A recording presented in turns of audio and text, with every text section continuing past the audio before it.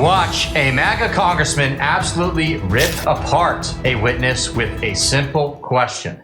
Folks, I think you're going to like this. It is a well-known fact that leftists are not good at on-the-fly debate. That is where they crumble, they melt, and they get upset. And that is what happens right here. So we're going to get right into it. But first, do me a big favor by liking our video and also sharing it around. That way, we can keep bringing you all this great, hard-hitting content. As always, Patriots, I'm your host, Darian, and this is Resist the Mainstream. Mr. Van Drew. Thank you, Chairman. I don't want to be partisan. I don't want to be mean. So you're going to have to forgive me in advance. I think you're doing a bad job.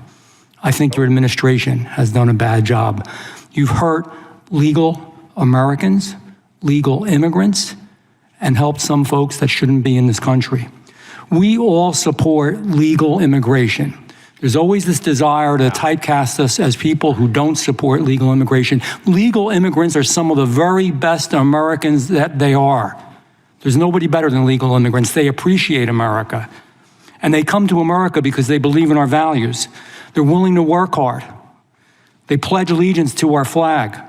They love this country as deeply as we do. Some of these legal immigrants love the country, sad to say, more than some of our Americans who were born here.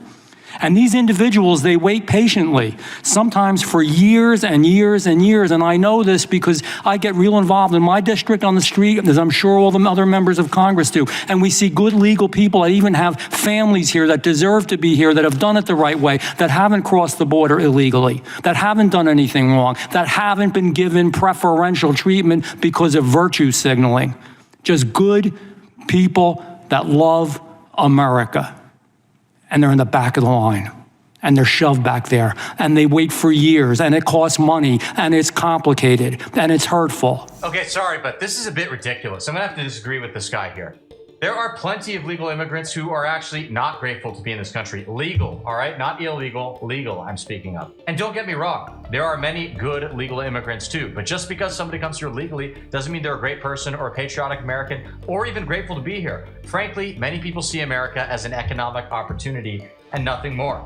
Just take a look at a lot of these Somali migrants in Minnesota, for example. Most of them are legal. In fact, arguably the vast majority are legal. Does that mean that they're not drains on the system with the welfare they take? No. Does that mean that they integrate with the American people? No. You've got this guy, Omar Fateh, I think is his name, running, the Somalian Muslim dude.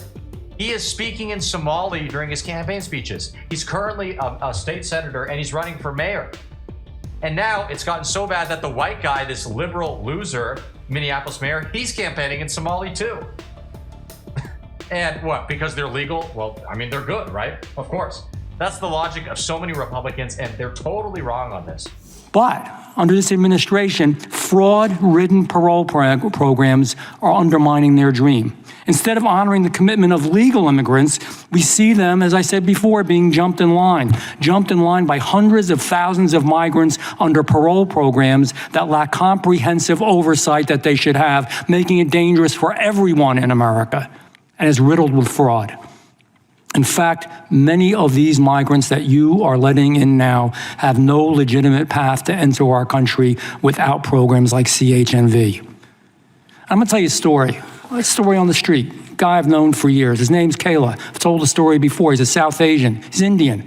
Came over to this country. He's got a green card. Works hard. Works his back off. Has 2 kids, a wife. They live above their store, which is a store and a gas station that they bought, and they pay their mortgage every single month. He works probably 12, 15, 16 hours a day. His kids are on the top of their class in school. They're obedient. They're great. He believes in America so strongly. I have conversations with him all the time.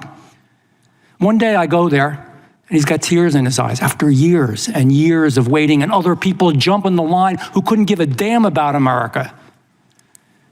And I say, hey, what's on? You're crying. And he said, today, I was sworn in and I became a United States citizen. But we made him wait all those years, and he shouldn't have.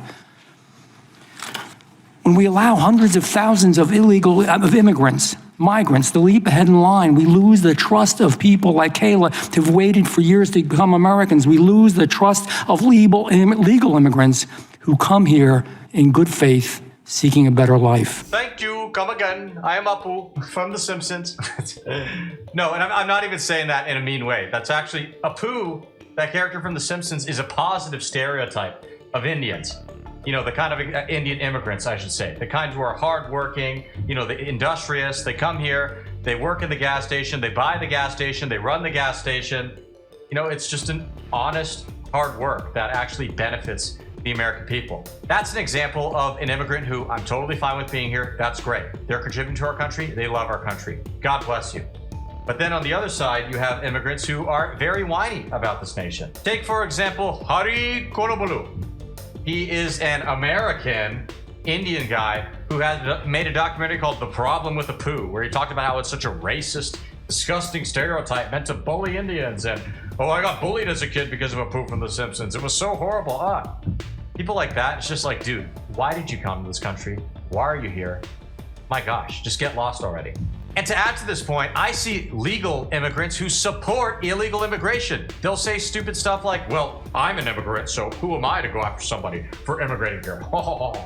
As if an illegal alien is remotely comparable to that. What a stupid thing to say. Unsurprisingly, they're often the children of legal immigrants, right? So I guess they're technically not immigrants, but you know, they're right there.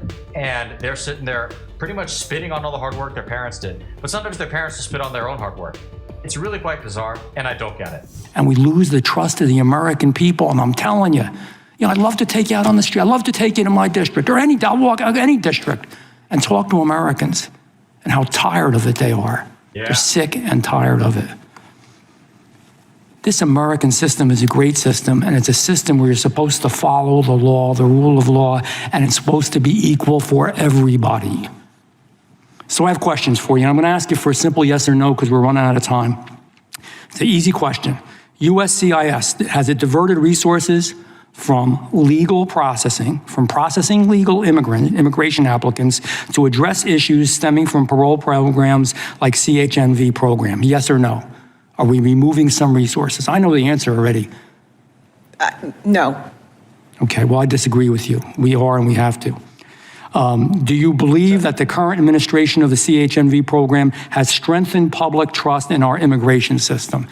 And this is where I'll take you out in the street if you want to talk to people, yes or no. Do you think people have more trust in our immigration system now than when you all started 4 years ago? Yes or no? Simple question. Creating lawful pathways is one piece Yes or no? of a strategy. Do they have more confidence now than they did before? Yes or no? Is there more confidence? Effective border management that's enduring. Yes or no, please? Requires Respectfully, yes or no? Roasted. And you know she's never going to talk to the American people, ever.